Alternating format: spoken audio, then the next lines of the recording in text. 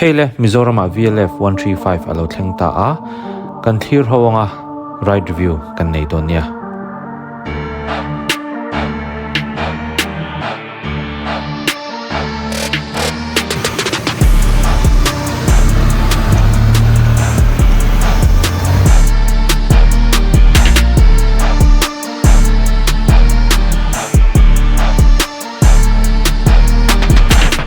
VLF 135 anti hi aming ania 135cc tina nilawa chulai te chu 125cc ani zok ti kha kan lo shadonia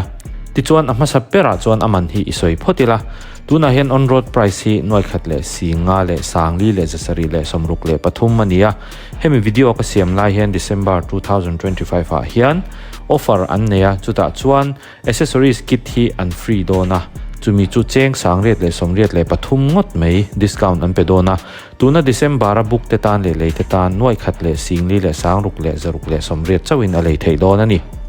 ole a engine chungchang hi inan soi chawila engine hi 125cc ania soi tuang khan ti chuan liquid cooled ania 4 valve cylinder ani boka a power hi a maximum power pack chwa hi a bhp hi 12.1 ania a torque hi 11.7 nm ani thung ani ti chuan top speed hi 100 km/h in atlan thei nia chut ani atenkia hian petrol liter riat alenga chu scooter a chuan atampol ani a mileage hi a petrol he lampang zong hi liter khatin kilometer somli le paruk atlan the chut ania hei hi tlangrama chuan engchi ange ani don chut thiam alahara hei chu phailama an chut dan te po ania tingki full in kilometer zathum le somriat borvel tlan the chut ani a body chungchanga hian ari zong i han soi leila a carb weight anti oil zong thun to nuwa petrol zong a full thun nu hian kg za som ni le pani ani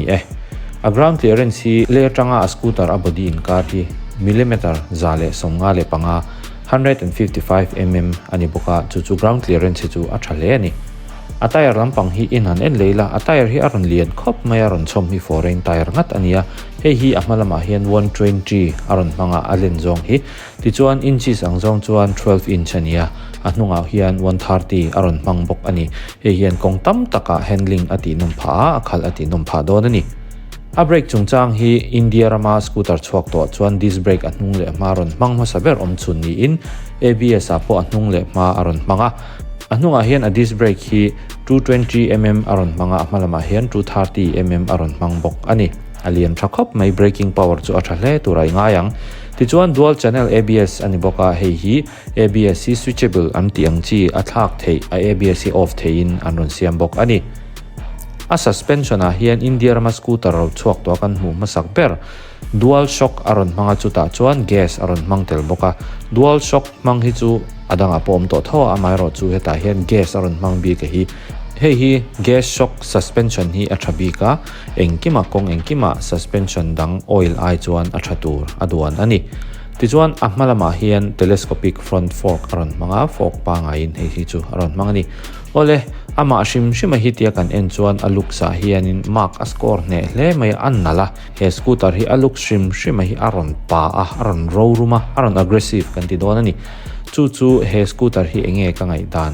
kan han en lenga ka khal chinanga chuta chuan in ngai dan te po comment section a khan ron soi ula ebook donem amoi tmt te thlengin idu iron soyanga kan soi ho donia ole ka khalna video in han clear ho leng miang hey le kan han khal chin ta VLF Mobster 135 chu enga denga 135 hin ti kherni la hi aming hi 125 ani thau se ka tia slide te chu mak ka ti ve angreng riawa VLF hi Italy company nia ma se an production shim hi an design kha chu aron chor chhuana kha chu Italy ni amai ro chu an thil siam shim kha ai mix vek to ni chu ngoro chuanin hemi ama shim chu kan khal china a thoma lian ve khop mai dan 125 fa na chuan apot na hle mai a chakani hi a roller hi avu lu mai chuan ke hi 59 kania katan hianin ka kema hi kapung ro hi lian version shima katan chuanin a lian lu tuk lo ni hi chuan tlan zel china a scooter shim chu right quality chu tha chan chu a ke hi elen em awang hian a ke ma hi 120 aron manga a ke hung hi 130 ni boka chuan in kong tam taka a handling ti nuam pha ni a vu thadu khop mai chuan he lampang mel thum ami kha lama son tan pheng mel thum ka ti man dik lo ani na nó motor liền hi tam em ạ qual phe chin lo kang klimen ma le mel thum ta ka ti a thoma hi a pui ni are hem ma ta hi exhaust lian boka chuan ka fak nge mem chu he scooter hi an nal ka ti ni an nal heavy bon papa a design hi chu a robotic ka ti a futuristic boka a moi ka ti a design này chun soi sel na tur ka nei mi lawa ama ro chu soi tong khanin amana hi noi khat le singa borvel ron nia chu kan hriat thiam tur chu tun thla tun kum mo December ni tun a hen sang hi som ni panga ka shoot la hian heta hian kan hriat tur chu amana hi accessories a hen sang riat man borvel hi an free don ani chumini wang chuan noi khat singa tang khan on road tang khan noi khat le singli le ti borvel he ka ron jiang hin mai thil hi ka shar hi thei lo lu tu ka kan han chin thia ve no chung po hian khami kha ani dona a tlom lai ni chu chuan amai ro chu nakina khan accessories kha kan du lo ni pon a vua tel lo thei tho ti kha ka ron soi tel du ni lai chho chinang kong chho hi kong chho a hianin in phurin a pot chak don ni hi chulai te chu poi mo don a pot na lu tuk helai chho veng renga hemi zo lo ti velang kha chu nei vak don lo in ka sia aro a chho ul deuh hlaka kan dinga kan pot chuak le chin don ni so ta tlang no ma han tlan ang chho deuh khan ni chon le lokila hey a display te hi changkang khop ma chuanin switchable ABS anon te ABS hi anung le ma hen aron oma kha off thei anon ti ni hela hen ABS switch oma ma se te me hianin engma hi han hold well china engma hi ron lang lem lawa nge chan khalai te kha ka hre thiam chi ri lo nakina a switch off thei tura ngai la kan met chinanga ABS chu aper khop ma chuanin kha off thei tura an ron rem rot ve chu ni rem rot te ti top me chuan nung hi a shock absorber hi a sokar hi mo nung hi gas ron manga gas hi kan hre thiam dan tur chuan a first in segment aron ti ni all India rama scooter chok to shim chuan in gas shock ron mang la chun ania hei hi kong tam takin spring pa ngai ai chuan in oil mang ai kha chuan in a handling ati nom pha so po ti nom pha don ani ami thiam ten an soi dana chuan ani ngai tur angai bokila ma se tuna a stock an da dan hi chu aron so hi ron na deuh thakan except mi lo chuan ke pampo hi tam deuh hret ani hi shrim in mo vu thadu khop me lo me chuan overall chuan in a zia viawa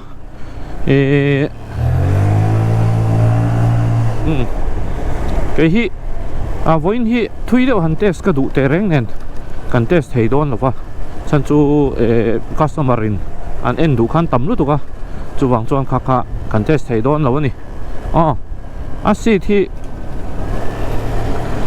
te hi chu tlem Nobel ila ka ti khop mai ke ma chuan ka duai chuan in kamong hi a lian veng renga a hum a fop ne vak lo deuh ni hi hei chu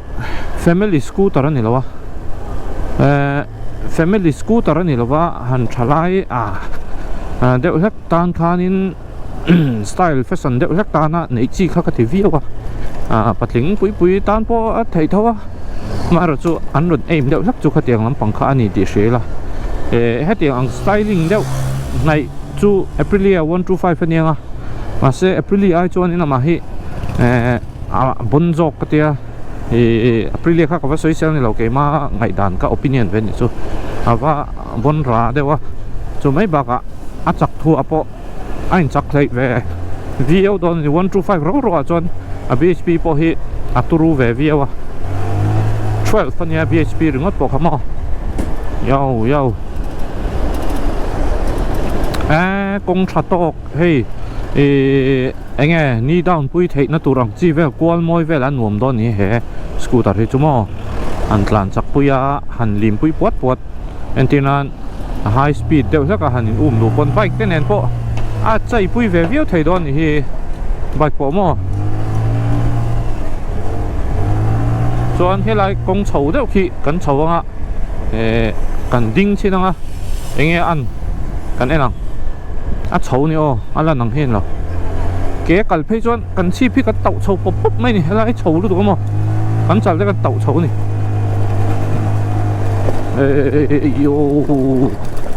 sợi toàn khang cái đồ ai cho anh rồi setting sẵn rồi đã đàn chú anh cắt ra khóc to đàn cho nên nuông chết lâu này các chú xem chặt về lại ngay đó nó mặn đi đủ đàn nên mình giáo tới anh bỏ điều thấy lấy đó như là anh kiếm thì thấy lấy gần tung trên nó cái sợi tóc ăn trên khăn anh kiếm khá thì thấy vét lâu á specific ta nó xiêm biết cho không hay gần tán chầu nhau hay chầu tẹt mấy nhau ngon mấy gần đinh trên người ta hiện bật trên nó 125 hậu cho nên là thar xí cho nó là in trôi rồi xí là cho chọc cốc này chắc đó này ha share rồi ngay để ha last point này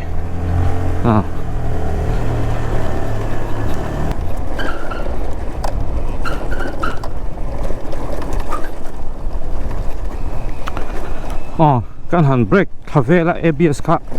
function time ti ve kha kan han ti vela 125 hian dual channel ABS hi atul ber mo ka ti achan chu hi kata tur chu ni se kat ka off de karinga anung lampang hi chu off thei tang puya hi scooter chuan ke kaman du dan nen chuan atul ka ti lu tuk lem lawa mai ro chu itlan chak du viawa I khatenga I englo du ni kha chuan I thu ai phele zoi la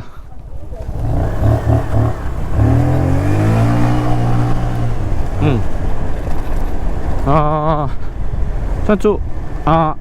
power hi bike te anga turul to kan chuang lawa anung kher hi chu kan khal thiam lo viu te ni lo chuanin atul ber ka te lo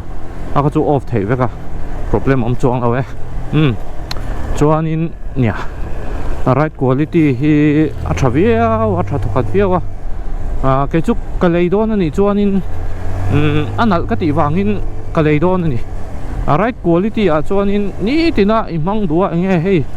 rin rola chung ka phut na in phur bor na enge mo ni na tho na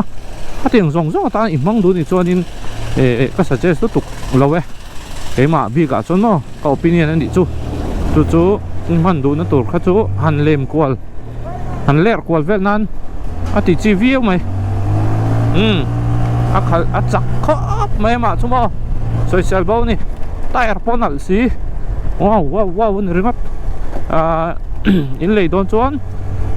showroom test thein oma ka khala hi demonia nangma ni nge khan va test ve ula ingai dan te po kha han ron comments ve ula comments sama te po khan ke ngai dan kha ngai dan kai nang vek lo thina ke chuan in ke ma ngai dan scooter tam tak te kan test to wangin khami ke experience atanga ron soi kha kan ya chu milai chu thalo dewe ka ti kha alo ompon mi tang kha chuan apoi thei ne ma thate mi ti po han ve thei thawa chu mi ni wang chuan ha ka ron soi chak lu tu ka tlan mo na nuam lo ni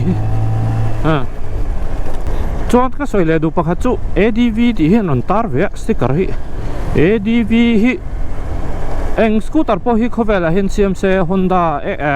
ADV 700 te po han tia chu scooter hi chu adventure scooter hi om thei don mon le ti hi ka ri rom thina a chan chu a ke zong zong ngai to ponin a lian thei lo ni ke lian anga ya adventure bike nei tur chuan kong chhia te kal don chuan a ke te chuan kha kha i a absorb he thei lo ni chu chumi wang chuan in ADV anon ti hi chu an ron engemaw a look sa khami aggressive looks deuh hlek anon pe ka wanga ron ti deuh mai mai hi ang ka tia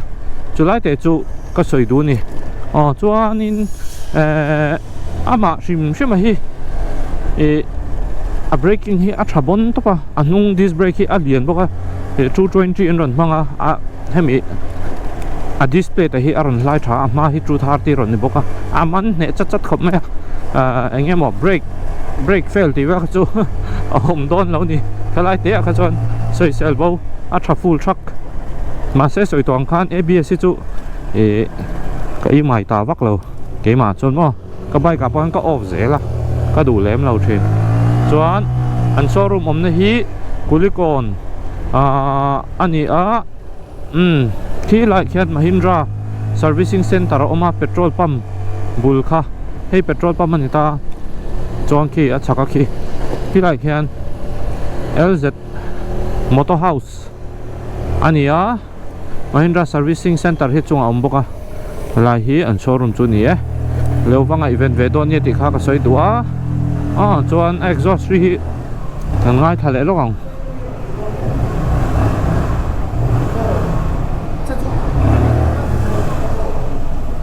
chuan hei LZ Motor House a chuan kan oma kan walk around nanga overall ka ngai dan kha kan soi nge ama scooter shim shim hi chu khala kha anon siam dan anon design dan hi aggressive lu tuk tan hei han kan en reng reng hianin family scooter ni lo ti kha shela thalai te anon aim deuh hleka han tlan chak pui tur tan anon siam anon hisab deuh hleka ni wang khan kha ka test na po khan ni china ka tlan po hang ka soi thawa a lei tur khan in shed tur chu hei smooth deuh battery deuh tura khan da lo ula in thin longa khan aggressive de ve deuh hlek ani ti kha kan thredon nia chuan ama hi attire hi hei ake hmalam pang hi lian khop me chuan hei hi ake hmalam hi 120 ania hei aron hlai tha khopa a grip po tha a disc brake po hi aman hne lutuka a hnung le ma hen disc brake oma ABS ron nom ve ve boka chuan kha a tha ka tia chuan a shock absorber po hi gas aron ni ka ti kha gas kha ron ni veka hei hi engte kong zong podin spring pa ngai oil pa ngai chuan a tha dona chuan sial ka ti deuh chu hei hi a lo chom boka hei hi scooter parking vela i om nai shelo ni chuan hei metanga om na kha a she thei dona kha a chom ve kha ti sial me hei po hi chuanin a si thi a hnung hi a te hret a du ai chuan in phut nan chuan in nakina khanin a te ti deuh hret mai thei long ride ta chuan in touring te i lo long ride don ani chong kha ingai to ngai don ti kha soitel dua chuanin accessories chi sang helai te hi tuna hi chuan anon chom tira tun thla tan bi khi chuan kha hei te pon yanga kha amana tang khanin indu lo chuan kha in chom tel tir lo theya amai ro chu kha nakina khanin aeng lo thei ni chuan kha amana tang khan aman kha ti tlom thei ta amai ro chu tuna hian noi khat le singli in hei hi a lei thei meka tun thla bik tan nakuma chuan a to hret dona chuanin insurance po hi atlom ne hret done anti ni chu amana tang hian on road tuna hian ama se atlom no chu tamwak don chuang lawa khalai te kha kan hre tangai ti kha ka soi dua chuan overall keima chuan a thalo ti na ka nei em san lawa exhaust hi a then chuan a avalian ve te ke chut nal ka tiang renga exhaust te nal ka tia chuan ngor o a ri kha ngai thale chin lok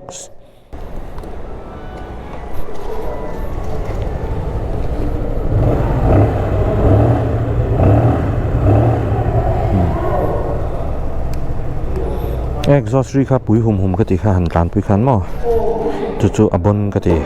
chuan a handlebar hi hei fat bar an hmang boka hei ilo tupal ni pon hei a koi mai don lo kha a tha ka ti khop mai chuan in chuan en le lok hei hi TFT display khania ta hen chi sang oma trip te oma traction control hi a off thei boka ha chu a ke phiat englo tu khani ta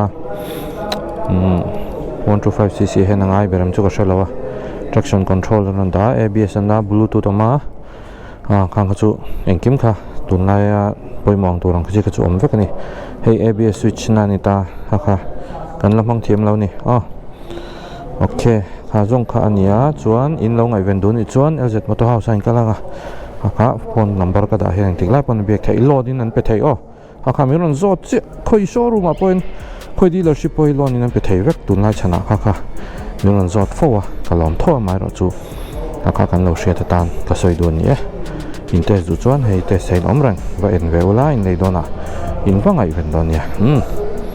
turu khop mai nal hem takani kalat sang sang kha moi takani thank you for watching lo comments veru pots